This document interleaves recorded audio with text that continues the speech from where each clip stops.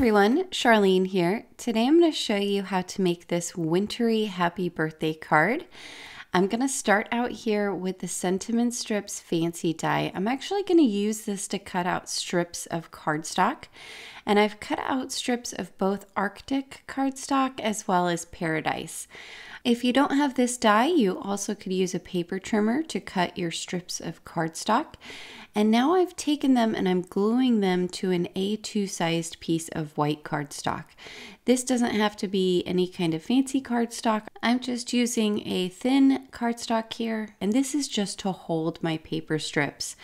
I'm going across the cardstock in alternating colors to create a nice pattern, and it's actually going to go a little bit over the piece of A2 sized cardstock, and that's okay because we're going to be cutting this down a little bit later with a die. But you can see as I'm adding the strips, I'm just kind of flattening them and then sort of pushing them towards the strips that I've already put down. And that just helps to keep everything nice and straight as I'm going across this piece. Once I was done, I did use a bone folder to go ahead and run across all the strips just so I could make sure that everything was adhered really well and ready to go. And there you can see that beautiful pattern. I'm going to set that aside and I'm going to start working with the Holiday Flourishes stamp. I'm going to take the large floral here and I'm going to stamp it in some Intens-ified Black Ink, and I'm stamping this onto some Deluxe smooth white cardstock. I'm just going to make sure I get a real good amount of ink all the way across the stamp, and I'm going to stamp it down right there in the center. Now I am going to cut this out as well, but there are not any coordinating dies with this set, so you're going to see what I do in order to cut this out here in just a little bit. But first I'm going to go ahead and add a second stamping just so I can get a really nice, bold, crisp black line here on these florals. In these Holiday Flourishes, there's some nice like swoopy line work, nice florals, a few little snowflakes, some dot work. It's just a really pretty and elegant design. It could be used for lots of different occasions, and I thought it would look really nice for a wintry birthday card. I'm going to color in the stamp here with some alcohol ink markers. I'm starting out with some BG49, and I'm using that to color what would be considered the leaves here. So all the colors I'm going to use to color this in, they coordinate with the Arctic and Paradise strips of cardstock. So we're going to get a really nice overall feeling to our card once we're all done. Here I'm coming in with some BG10 to color in the florals. This is a really nice crisp blue, so again keeping with that wintry theme.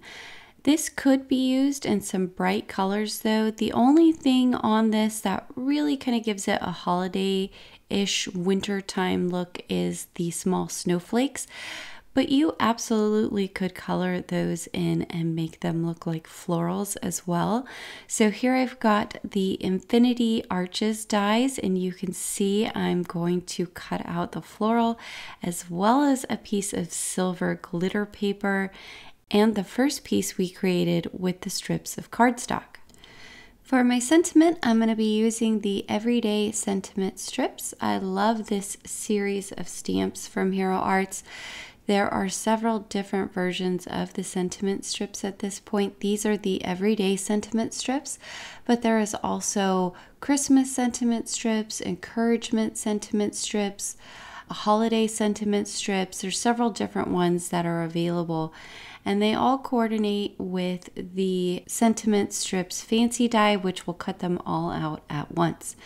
Now with these sentiments, I do recommend stamping a few times because there's lots of fine detailed line work on the stamp. It's a large stamp, so you may want to stamp this 2 or 3 times. I'm using the Intens-ified Black Ink again here. This also would look really nice in the black pigment ink. I would suggest if you're going to use black pigment ink though, to go ahead and heat emboss these with some clear embossing powder, just because there is so much ink it would be easy to smear them on your cardstock. But I think I stamped this 3 times total, and it gave me all of these beautiful sentiments, and all I needed to do was cut them out with the Sentiment Strips fancy die. So you can see how it's created all of these beautiful strips, and then you can just store them back behind your stamp, and anytime you need a sentiment, you can just choose one and cut off the edges of the strip.